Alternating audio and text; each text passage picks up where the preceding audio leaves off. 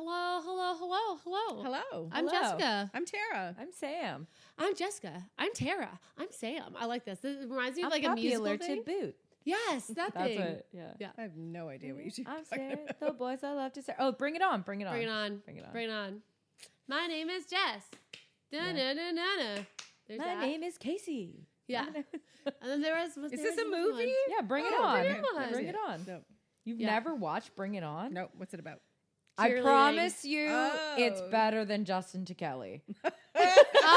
From Justin to Kelly. Forced us to watch that at some I did, point. and it was so worthwhile. Tara questions when we're like, "Oh my god, you've never seen this?" It's like It's so it's good. amazing. It's epic. It's like you need I to don't trust see the it. two of you anymore. Ever. And then we Okay, make but we her give watch good- we it, give and good she's like, choices. "This is terrible." But I'm like, "But would it have been terrible if you watched it when you were 12 years old?" Exactly. No, it would have been amazing.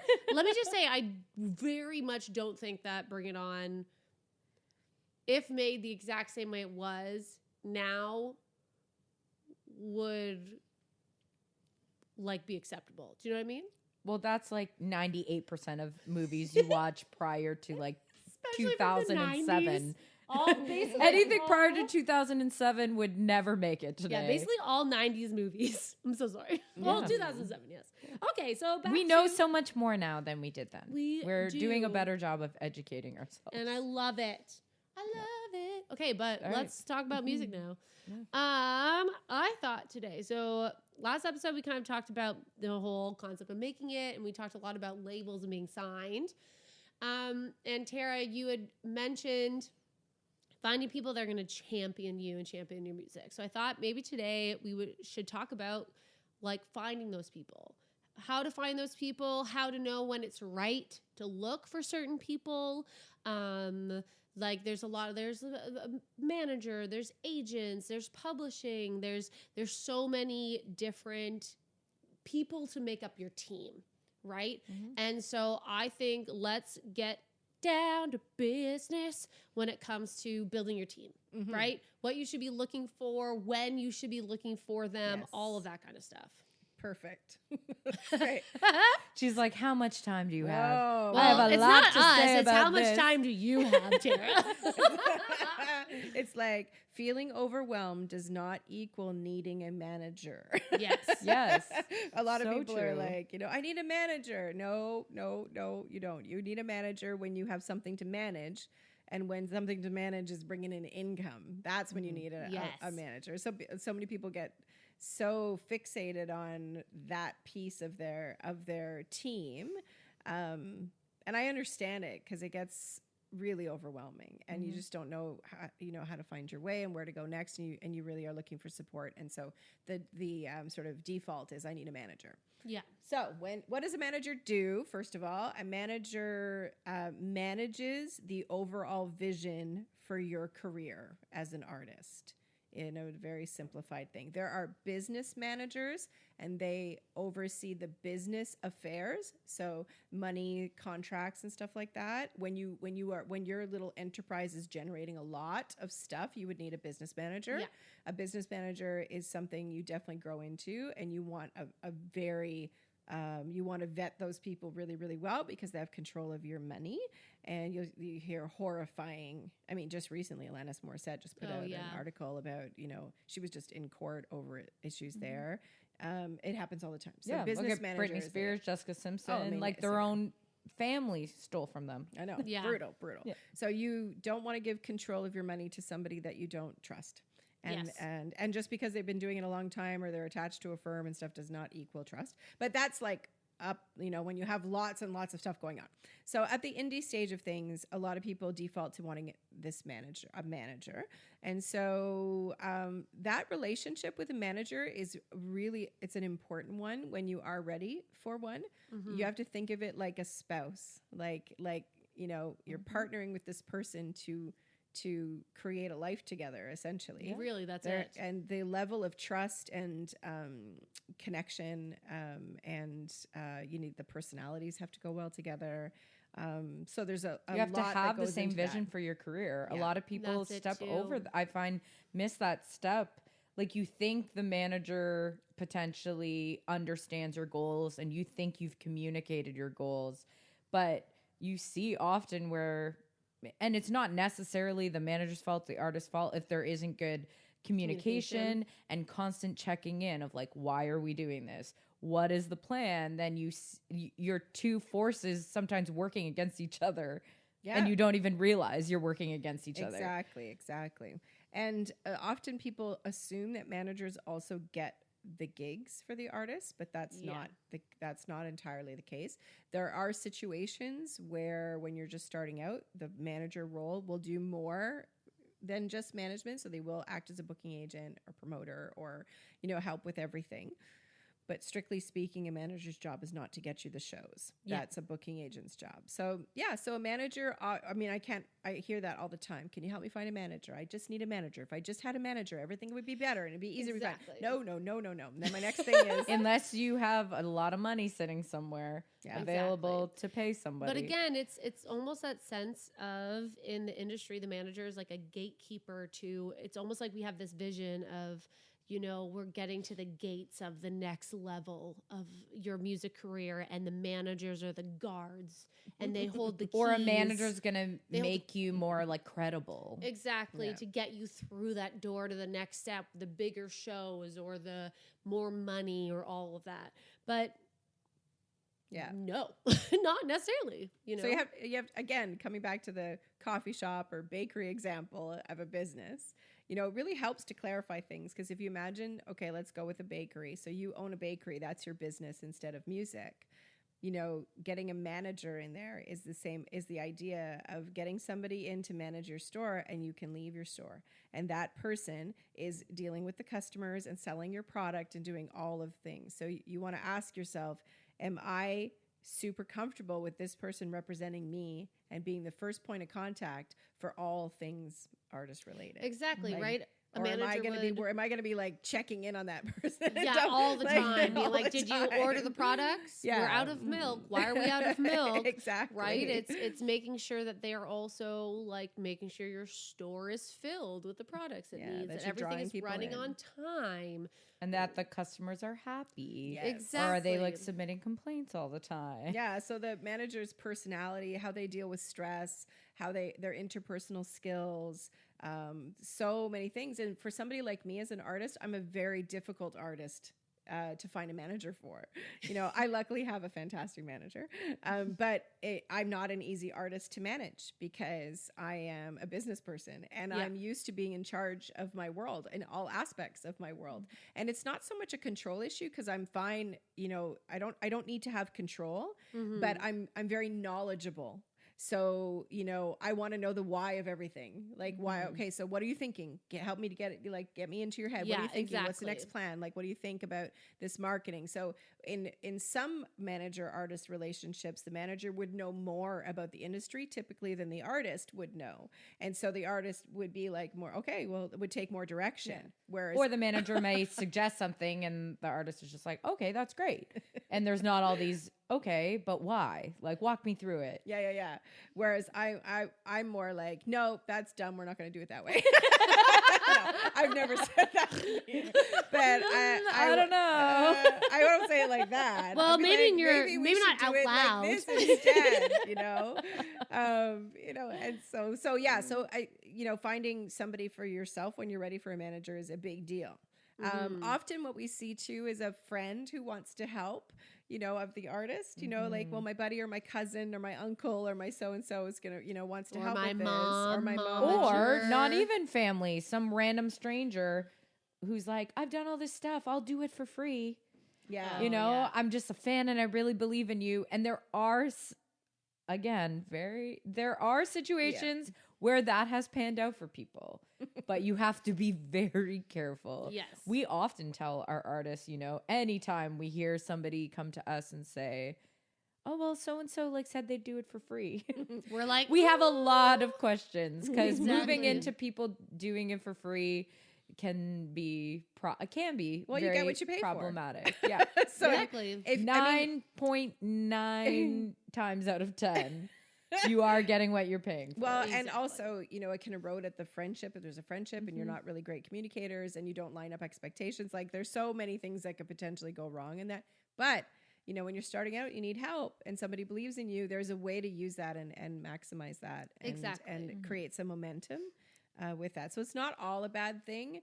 But again, you're running a business. So you have to think of it always as a business. And, do you trust that person to represent your brand? Exactly. It's all about communication. If you have a friend who has a skill that you both feel would be beneficial and help you manage your music and your time and what's happening, it's like talk about your expectations. What are your both expectations about this? Like, what do you feel, like you said, like they are going to be a part of your brand? Are they going to be a good ambassador, right? If someone's picking an ambassador for the brand. Oh, exactly. Especially when you work with an established manager in the business. Like it goes both ways. Yep. And I'm very mindful of that too with my own team because I'm very outspoken, obviously. And I have very definite opinions about the business aspect and how artists have been mistreated for decades and decades and decades in the business relationships of labels and artists, radio. Like, as I get myself into trouble sometimes because, I have definite opinions about radio as well. And just, I don't keep it to myself very often. And so I have to remember that there are people attached to me that are part of my team and they're out there in the world, trying to create opportunity for me and my music. So it's not that it silences me because it should never do that, but you want to temper the way that you're communicating your thoughts and ideas because it affects them as well going into the world, So it's a balancing act of them really understanding you as a person, as an artist, not quieting yourself or your voice, but being professional about it so that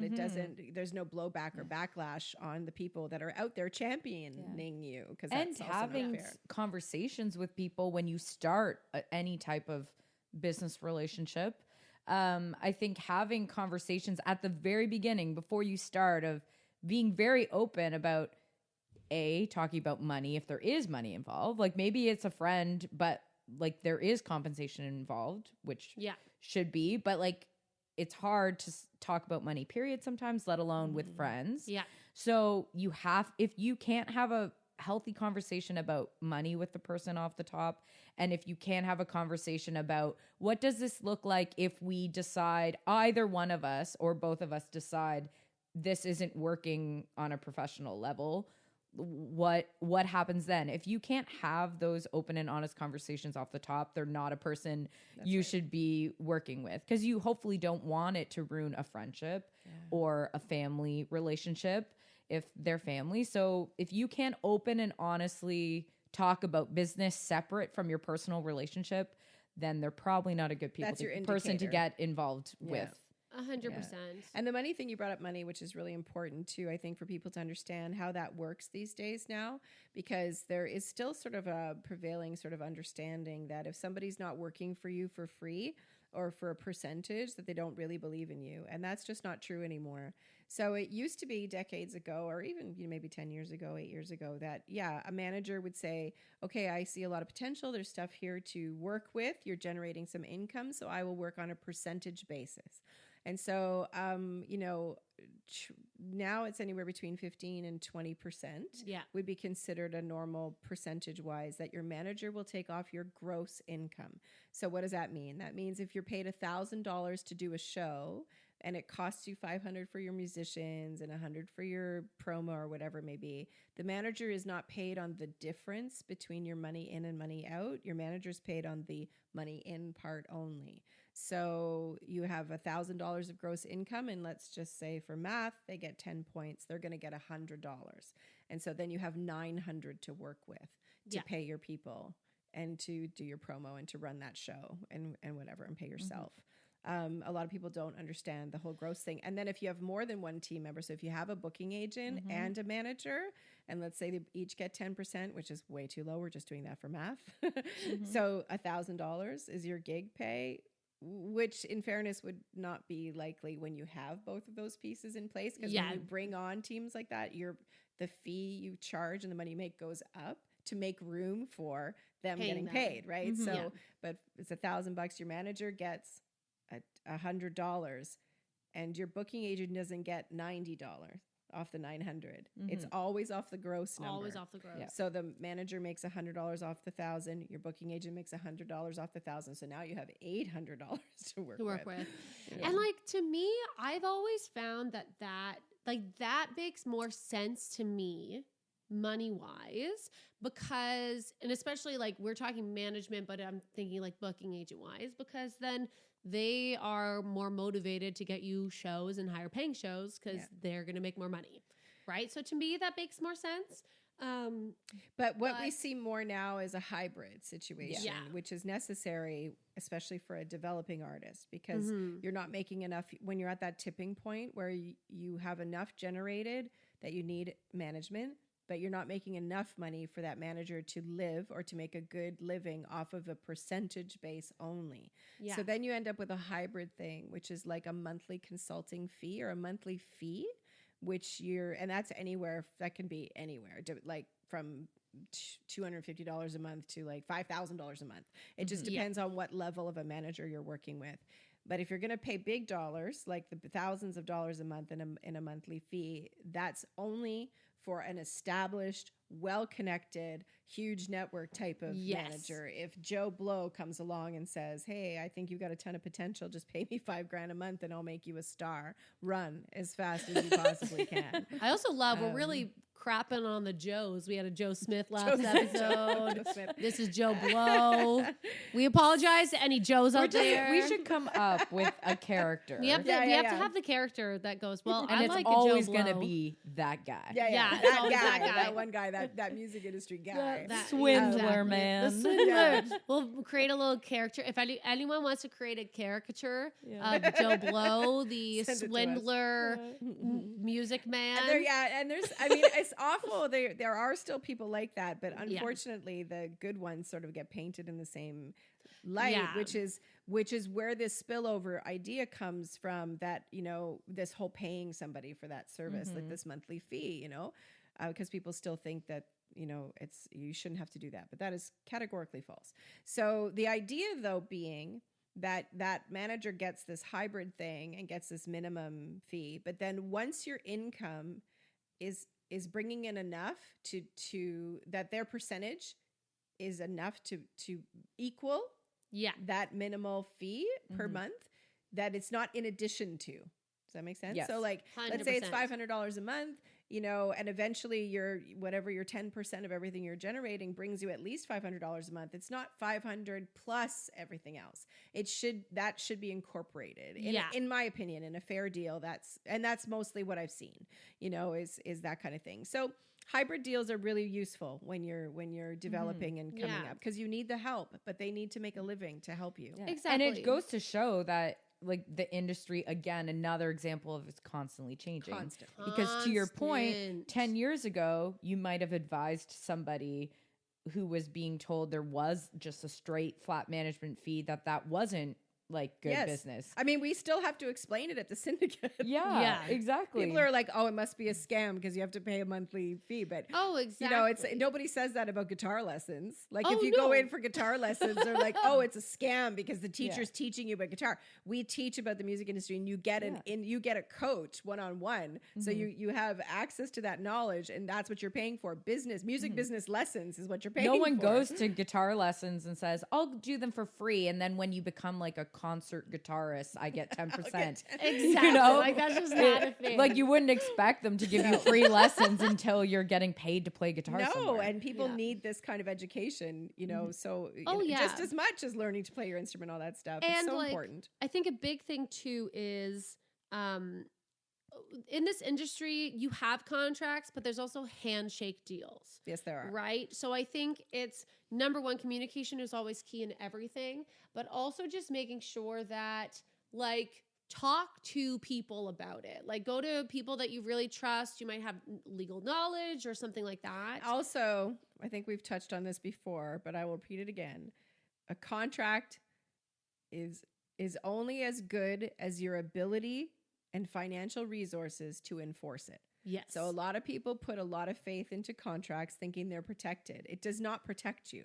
A contract doesn't protect you. It just provides a point in time where there was communication and both parties agreed to what they think they were saying yes to. Yes. But if somebody, does something, if you're in a contract with somebody and they do something sideways or they, steal some of your money or whatever it may be, your only recourse is legal, but it's very expensive to go and bring somebody to court. It is not like Law and Order. It's not like TV. It's not like you bring your contract up to Joe Blow and you're like, hey, Mr. Blow, look here. This is the document. And he goes, aw, shucks. You caught me. Here's it back. That's not how it happens. If they're going to scam you or if they're going to do something or if they go against the contract, whether that's a handshake contract, you verbally have talked about it, you've shaken hands, and you've said yes, or a written contract, like you said, Tara, the only way you can back it up is that you can go to the judge after paying your lawyer fees and all this to say, hey, look, I have a contract. They did this. This is a proof they did it. And like that's potential years that's and lots tens of money, thousands of dollars. Yeah. So it's really vet your people. Make sure that you're working with someone that you trust and you trust with, not because it's not just trusting them. It's not just trusting them with a product. It's trusting them with your whole brand, your whole identity. And if they go and screw that up and make your name bad, now, even if you guys stop working together, there is something around your name that doesn't have good vibes anymore. Yeah. Or some people might have been like, oh, I don't like their manager, so I don't want to work with them. Yeah. Right? And then that tarnishes your reputation. So it is very detrimental to really vet who you're working with, talk to people, like reach out, talk to other like artists that they might have worked with before, and make sure that you have that feeling of trust with that person, right? So we've talked about managers. We briefly said agents. Yeah. Let's talk about booking agents right now. Booking agents' job at the simplest level is to book gigs, book shows for you. So they're an established agent, will either work for themselves, their own firm or agency, or they'll work within a larger agency. And you would enter into a contract with them that says they represent you and they can go out into the world, call festivals and venues and promoters and pitch you your music, your product, and your show to these events. That's their job. And they're paid on a percentage basis. I've never seen a situation where there's a monthly fee for a booking agent. There should not be. No. It should just be on a gig by gig basis and they get a percentage. And again, this whole, just because you've signed to an agent doesn't mean you've made it or arrived anywhere. It's just the beginning. So especially in the larger agencies where they have 50, 100, artists on their roster, you want to do your research and go look at, because I know you think you're unique and you're one of a kind, and technically you are. There's only one you, but there's going to be similarities to the music that you create and other artists that do the same thing. It's a product. So you want to go do your research and see, okay, well, if you're Celtic folk, how many other Celtic folk artists are at that agency? Because that's your competition, right? So you want to do your research and then personality wise and stuff, but all agents have a reputation for a reason. And I think we really lucked out with the agents that we worked with. I'm like, are you sure you're an agent? And their job, and I have been on the negotiating end with agents, watching them fight for their artists as a buyer, like as a promoter and a buyer. And I have a lot of respect for a lot of agents that we have in Canada that do a really great job for their artists. It's a pain in my butt when I'm a buyer because I don't want to deal with an agent that's fighting for their artists. I want the price to be down, down, down, as low as I can possibly get it, the negotiation. But I do admire how some agents really fight for their artists and try to get as much money as possible. Now, as an artist, you want to be aware of how your agent is out there in the world working on your behalf and how 100%. They negotiate, and because they could be short. This is where your manager really comes in to really make sure that agent is serving the overall vision and career of the artist. So as you kind of build your team out, there's more nuances that happen, and you really want everybody working really well together. And not be disjointed. But when you're looking for an agent, you want to find somebody, same thing as a manager, but it's less of an intimate connection and more of are you just very good at sales? You want somebody who's really good at sales, with good connections. And I feel like there's two sides to that, because you touched on when you're looking for an agent, check out their roster and what other artists on their roster are similar to you because it is your competition. So how many, Celtic folk artists are they trying to get played in the same limited number of festivals? Exactly.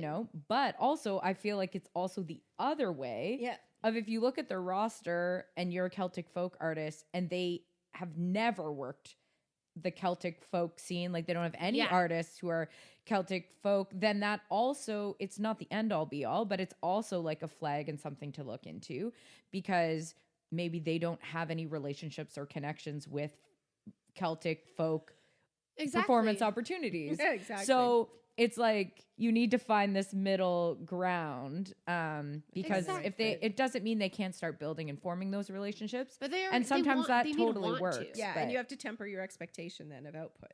So if you work with an agent because you really like them and they really believe in you and they're going to champion you, but they're just building out their network, that might be a perfect decision for you. It might be perfect for where you're at in your rise. 100%. We are always people first. Like that is a fundamental philosophy for me. Agreed. You have to be kind and I have to like you to work with you. Well, and for me, Which is so awful to say out loud, but it's so true. Life is way too short. I will not work with. Oh no, and it's like, Yeah. again, this comes into your Can we sense swear on our of. podcast? If it's our Yeah. podcast, are we allowed to swear? We can. Oh yeah, I Take a do drink. love is every time one of us swears, we're like, oh no, we've sworn. Are we allowed to swear? Like every time, and I love it. We're Okay, just now every I time know. we're such stereotypical Canadians. We're just like, And oh my god, apologetic. oh no, I just swore. Yeah. I just swore. Sorry about that. Yeah. Sorry So about that, I bud. will. I won't work. I don't care how networked you are, or how important you may think you are. Or, if you're not kind, I will.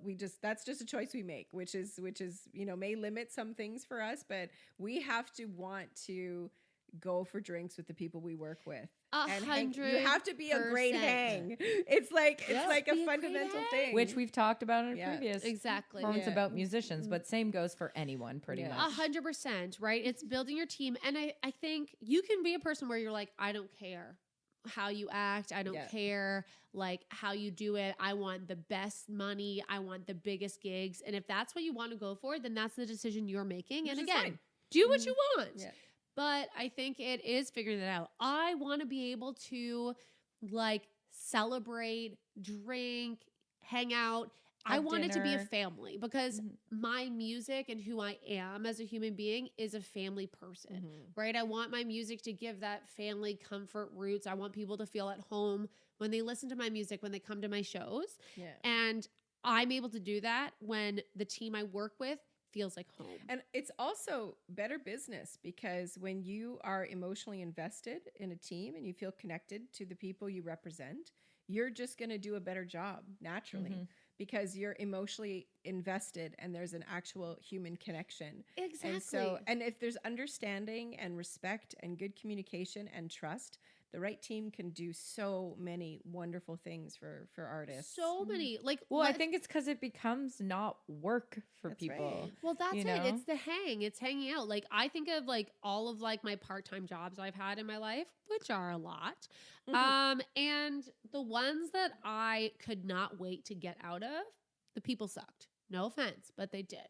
Right. Or it's just we didn't gel. Right. The ones where I was like, I don't like this job, but it's hard to leave is because I loved the people I worked with. Yeah. And that's what I want to create in my music Yeah. too. And when you think of it, like if you hear a song or if you learn of a band and you just fall head over heels in love with them, I'm thinking of Truesdale. When I first heard them, I was like, these ladies in love with Truesdale.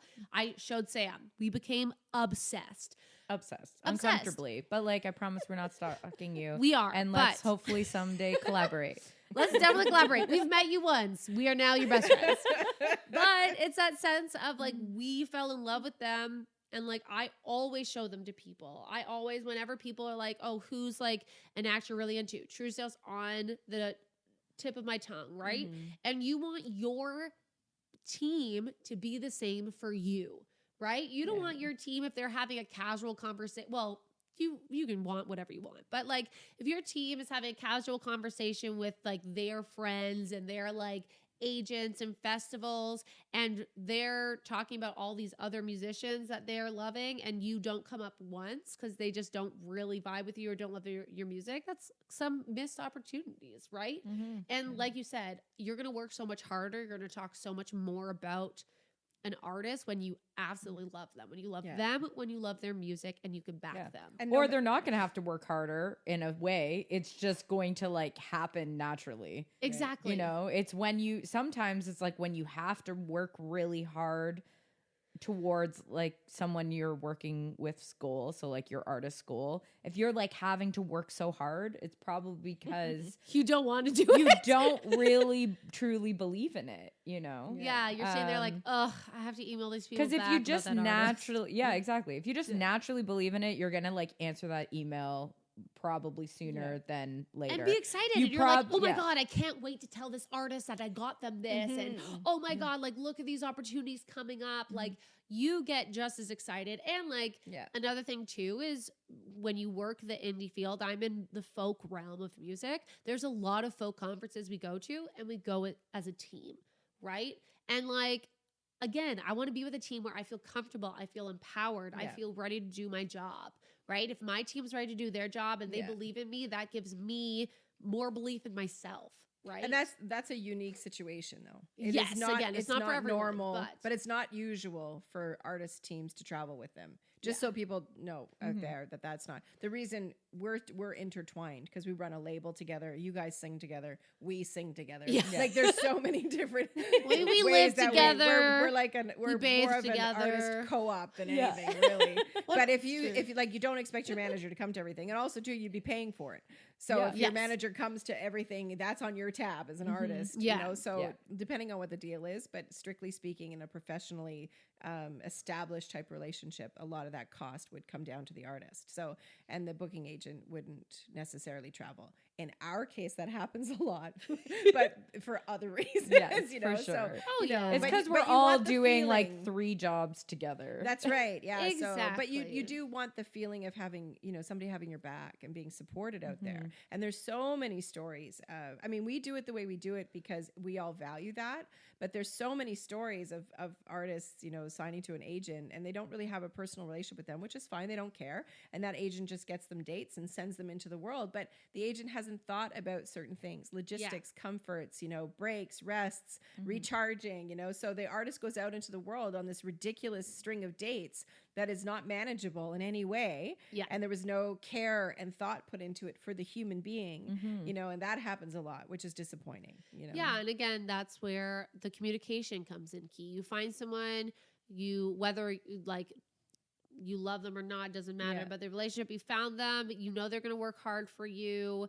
Like, then it's time to sit down and be like, what are your expectations? Right. What are their expectations? And a lot of artists put up with terrible situations and being treated terribly because they believe they have to suffer through that, or they're going to miss opportunities to get to their next level. Yeah. And that is very backwards. But it does take a lot of courage to stand up to that. And especially if you're unknown and you're coming up, and let's say you're with a team that's more established, it is changing. I see signs that are really changing though, like the way that labels are looking at things and even agents and stuff, and really sort of bringing in the human element and the self-care element and the conversation around self-care, mental health, emotional health, all this stuff. And they really should be, because like I would think, like if I'm a booking agent and I'm booking Jess, like she is, let's say, my livelihood at this point, and she is my asset. If my building that I own catches on fire, it's a problem for me. You know? So if Jess has a meltdown and can't do the dates I booked her, that would be a problem for me. It's a problem if you are emotionally invested, but if you are an agent at an agency with a large roster, you just go to the next one. Yeah, because if you have 50 artists, but what if you're she's like, well, now because like she can't show up to a gig because she's, you know, was sick all the time. Oh, can't fulfill the commitment. Can't fulfill the commitment. That's a problem for me. Yeah. Like I'm losing money. My reputation's maybe being tarnished. You know, so. you don't want your asset on fire No, that's all the true. time. Yeah, but then You No, know, that so is I'm true. just Yeah. saying it should so with that you would think it makes sense, Yeah. especially in today's world. And finally, like, the conversation is opening up about like mental health Yes. and self-care. They should be caring about Yeah, those things and should be absolutely. having those conversations, They and not should. just because, oh, I care about this human, No. but also from a business perspective. Yes, but the reason it was done before was from a financial perspective. Right. because Work them to the bone, put them on the road, and just get them. There was because the you had to turn enough money, Mm-hmm. right? Oh, so yeah. it the self care piece now affects the financial model.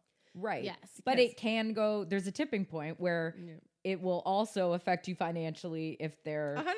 Oh, bailing yes, on gigs. So but- it's true, it's complicated. and There's Oh, two exactly. sides. But there's a couple to different it, things yeah. too. Like, let's say I start bailing on gigs. Well, maybe that booking agent is just going to stop really pushing for me to do shows. Stop Oh, yeah. pushing for me to do things and focus on the others. The other thing too is that we came and we're kind of slowly leaving this era, but the show must go on, right? Like, I've done theater before and I've heard stories of females' waters breaking mid-show and they had to finish it. They're like, well, show must go on. I must finish. Like, that sense too of like, again, in theater, if you show up late one day or miss a day or you're sick, like, you're replaced. There's someone else in there. And I think that was still a big part of the music industry, right? Like, if you couldn't do a show, well, there's someone else with your name on it that wants to be a star and we'll bring them in. And that was like the threat, the fear of that, right? The fear of being replaced, the fear of this, like you were saying before, being my one shot. If I don't put up with this, then I'm never going to get to where I want to go. Yeah. I'm never going to make it. I'm never going to do Right. that if I don't keep going. And now that's- we have the extreme opposite. When Eric Church, and I love Eric Church. So this is not a knock on that. It's just a comment on how things have changed because he canceled a stadium tour or a show, date, yeah. because his basketball team, college basketball team, was playing in the Final Four. I'm going to get all the sports analogies wrong, but whatever they call And it. I mean, it doesn't matter. But I was like, was it basketball or baseball? But anyways. Basketball. Okay.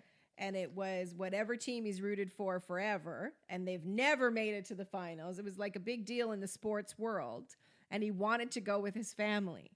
And so, did you not hear this? I did Yeah, not yeah. So hear he canceled this. this show. And he actually put out a statement saying that. It wasn't told like the he truth. tried to cover it up. He like told the truth. He told the Canceling truth. this because I'm going to going this to a game. basketball game with my family. And my initial reaction was, what?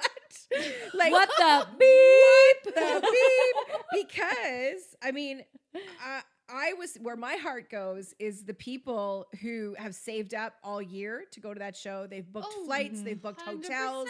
It's like there's so much that goes into People take time off They- work. yes. People only have 2 weeks off a year. They spend Yes. half their days to go to the Yes. city, to go to the stadium. Yes, to so see that's the where show. my Oh. and the backlash from Yes. that was there was a lot of backlash from it, and they just rode through the backlash and just kept going. And he went to his basketball game. Like I don't know that I mean I'm not Eric Church, and I don't have that kind of career obviously, so I don't know what I would do in that situation. But I would be feeling for my fans way too much to do that.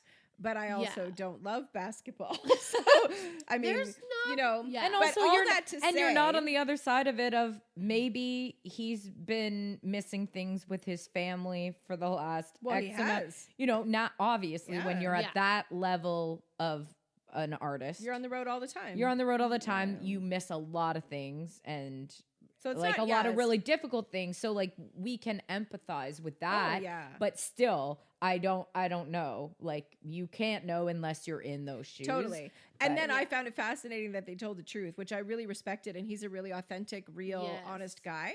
So it's from what I can tell. It's not like But we I'm sit down sure and have his lunch together, team but- was strongly advising against. Oh, it. I'd be 100%. curious. I'd be curious what the Yeah. conversation, especially during COVID. Just Oh, say you yeah. have COVID, but then you Well, can't go to the But then basketball you can't game. go to the game, right? Because imagine that you're like, Yeah. well, due to a mental health or due to something, and then you're like, your you're watching the game as a fan and you see him in the seats. But all that to say, coming back to the booking thing, is when the power shifts, when you become powerful, and as an artist like that, you can change the rules of the game. And there is no fear that probably there would have been a time in his life as a career that he would never have made that decision because the fear, the ramifications would be too much. So all of that to say, the whole booking thing and shows, and it's a process, and when you don't have any power at the beginning, you have to sort of go play by the rules that are set for you. And then when you have power, or you're queen of the universe like Taylor Swift, you don't just, do whatever you want. You actually start setting the rules for everybody else and changing the game.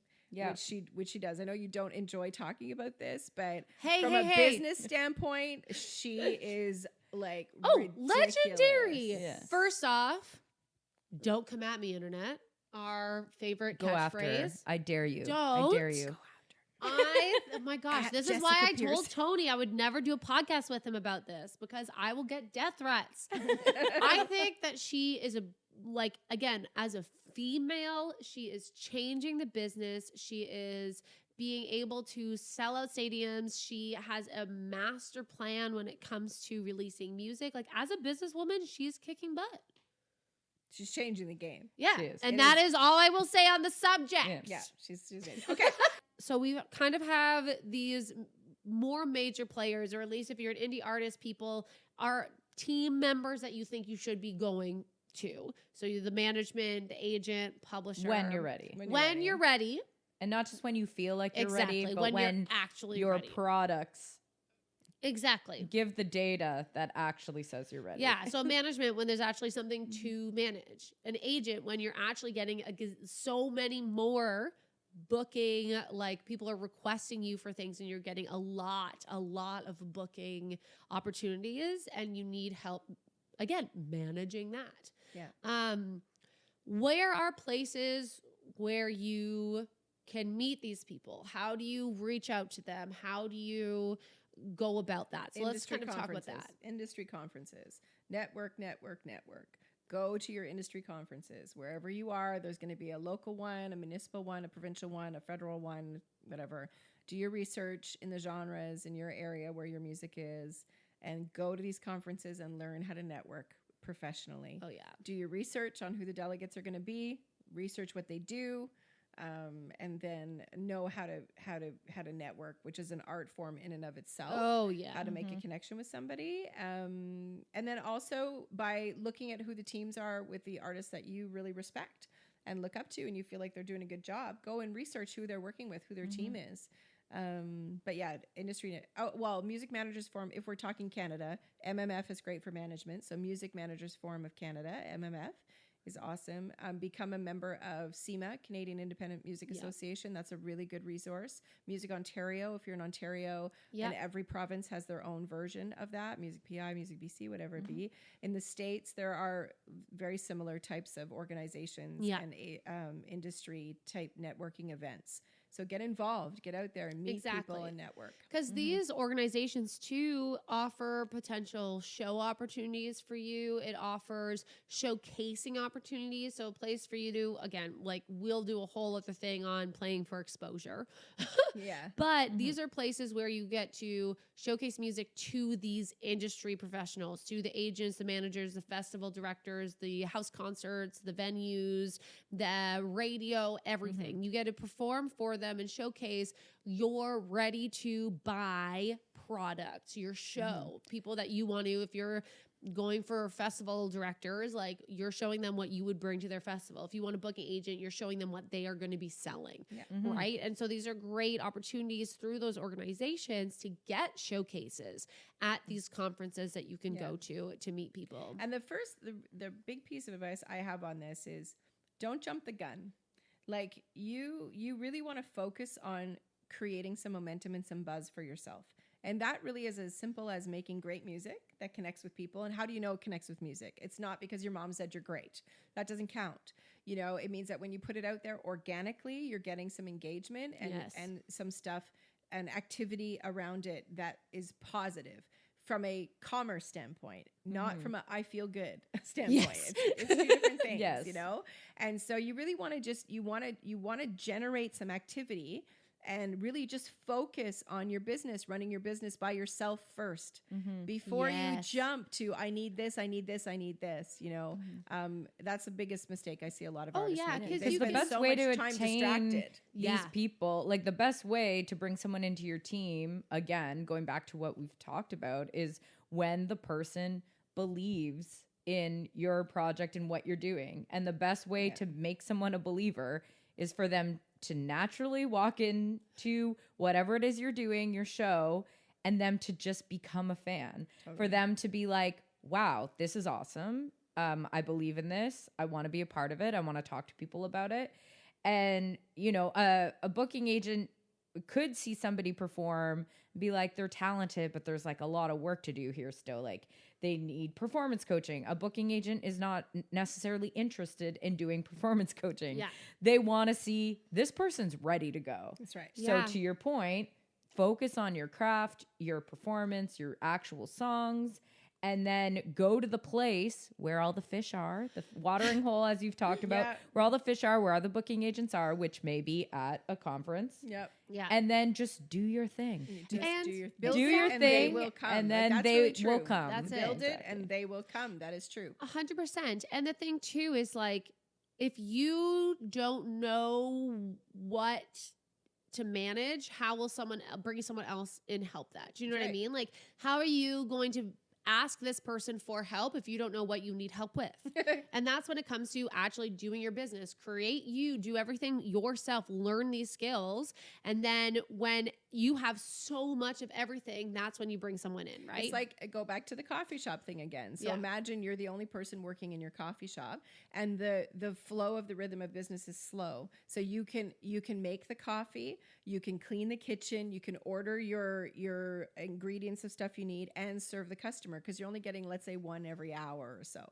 Yeah. But then you start getting like 15 or 20 every hour. And so you feel the rhythm of it change, and you're trying to do the cash register, you're trying to sell the coffee, close the deal, you're trying to make the coffee, then you're trying to order the beans so you don't run out of coffee. Like when you start feeling like that, you know, not just sitting at the counter of your coffee shop and nobody's coming in, you don't know what to do about it. Your instinct is not, I'm going to go hire employees, or I'm going to go hire a manager because that's going to make it better. No, that's not going to make it better. Because your manager is going to come in and you have the same problem. You haven't generated any gonna make it activity. There's no worse. buzz. It's going to make it worse. And then you have to pay Exactly. for somebody, and there's no money coming in. You know, so think 100%. And then of it gives not off as the music. message that your product is not good, when Right. maybe your product is good. Just nobody knows about But it. just yet. nobody knows Exactly. about it. And I think too, like we touched on networking, and we'll definitely get into that in a whole other episode, but just because like it's always good to go there and just continuously better yourself and meet people. I know bands who had been connecting and talking to the same booking agent for like 4 years before they started working, because the booking agent was like, I like you guys. I like the connection that we have. I believe in your music, but you're not there yet for me to sell you. Yeah. You're not at a stage where I can do you any good, right? Yeah. But they had that connection. They had that talk. They connected on things, and that agent did believe in them, but they just weren't at that stage. But once they came to that stage, they were like, we're ready. Let's go. Like, let's do this Yeah. now. I can see the growth. I can see you're working at it. Yeah. I'm ready. Like, I'm ready to sell you now. Yeah. So that's another thing, is like, just because like know your worth and work on yourself constantly, but don't hide away. Like, learn and talk to people, make these connections, because you never know down the line when they'll be ready to work with you, right? You might have someone who's championing you, but you're just not at the level that they're ready to work with you at. Or maybe Exactly. you're not a fit for them. Maybe they're like, I love this person, I love what they're doing, but it's not a fit with what like I do or the type of festivals I work with as a booking agent or whatever it is. But they may then go to their other booking agent friend and say, hey, Exactly. this person, like, I don't think I'm the right fit or match for them, but like, you should go check them out because they're awesome. You And know? they'd be a great fit for So you never know, like, who, again, just do your It's thing. very small. The industry Yeah. Yes. it doesn't even really, I mean, in the States, it's obviously 10 times as big as Canada. but in Canada, the industry is very small. So and keep that in mind. So if somebody rejects you and says they don't want to do it, don't go all, ballistic on them, because Don't have a conniption. don't have a A conniption. conniption. Just learned what the word conniption was Yes, today. Yes. Yeah. Yes. Do not have those. Don't have a conniption, because be professional at all times, because your Exactly. behavior is, you are the product. So Yep. you want to always instill faith that somebody's going to take a chance on you and work with you when the time is right, when Yeah. they feel it's ready and if it's a good fit for them. So be professional at all times. Yeah, 100%. Excuse me. Sorry. Oh, no worries. Dry You're throat. excused. I know. Anyways, yeah, so this is a whole lot of information in this one episode. And we'll definitely come back with all of the other 72 people to add to your team. When you've made it. When you've made it. Oh my The God. classic word. If you haven't Refer to the listened- previous episode. Yeah, I was gonna say, if you haven't listened to our previous episode on making it, go check it out. Making it. Yes, In air in quotes. quotations. But thanks for joining us in the Syn Wagon and hopping along with us in our tricycle wagon. We've had a great time. Again, let us know if you guys have any more questions about like how this works, where you'd find them. Let us know if you have any other topics you'd like us to cover and talk about. We're all here to talk about the real music industry. But all in all, do whatever you want. Do whatever makes you happy. Well, yeah, Follow it your sounds so much joy. better. We say follow your joy. Follow your find joy. your feel good and trust that. Exactly. It's very different than do whatever you want. Yeah. I think what she's trying to say is Be it's you. not black and Be white. you. There are multiple ways to do Yes. things. It's different for everyone based on your Exactly. goal, your Yeah. genre, whatever, who you're working with, how you want to do it. So there's no one way. No, follow your But- joy and then do whatever you want. Just kidding. Anyways, I'm Jess. I'm Tara. I'm Sam. And thanks for jumping on the Syn Wagon with us. See you next time.